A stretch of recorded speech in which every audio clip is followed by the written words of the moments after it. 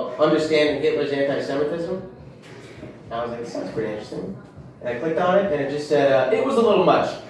Another thing, so I didn't go on Birthright, just because, if anyone doesn't know what Birthright is, you guys, it's a free trip to Israel, it's paid for by Israel. And I didn't go just because I didn't want to take their money and then only hear their side of the story. Like, I didn't want to be walking down the streets of Jerusalem and hearing some tour guide be like, yeah, we got the Western Wall over here, we got the Dome of the Rock over here.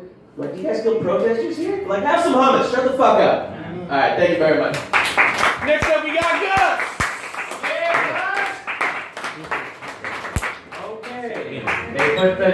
They put the Palestinian person after the Jewish person. I see the conflict in the room. Hopefully I can break attention. No man, I'm Palestinian. This is my first time telling anybody. Want to make sure the place where the doors are closed. I just need an alibi. For tonight. It's extremely hard being Palestinian in New York because you don't get to enjoy bodegas like other people do. Because for some reason, every time I walk into a bodega, the employee who's there just leaves because he thinks I'm there to replace him for the night shift. And you would think, like, being Palestinian, the opposite wouldn't happen with Jewish people. No! Every time Jewish people see my nose, they get excited and yell Mazel Tov. And then I say Salam Alaikum, which means hello in bodega.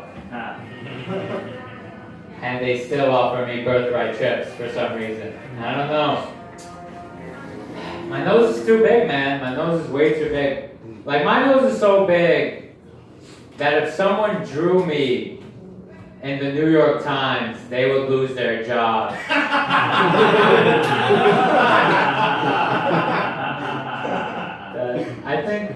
I honestly think, like, Jewish people like me because I'm allergic to hummus. A Palestinian who's allergic to hummus. A Palestinian who's allergic to hummus is basically like an Israeli person if you think about it. I remember my dad told my 70-year-old uncle that I was allergic to hummus, and my 7-year-old uncle said shu malo, which loosely translated in Arabic means whose man's is this? My 7-year-old uncle is saying whose man's is this? I remember my parents found out I was allergic to hummus, and then they sent me on some like 10-month summer Israeli camp. And I came back and I found out like they adopted another Palestinian but never addressed it. It was like when they switched moms on Fresh Prince. Are we not going to talk about this? Hardest thing about being Muslim is having to abstain from sex. Like recently a female comedian propositioned the sex to me. Is that what you guys call it? The sex? And I turned her down. And she goes to another school, the School of Laughing Buddha, Tahoe. I haven't had sex in a long time, man. I haven't had sex in so long, like the other day I spit on my Metro card before I swiped it. Woo! Alright, Next up, we got Pranay.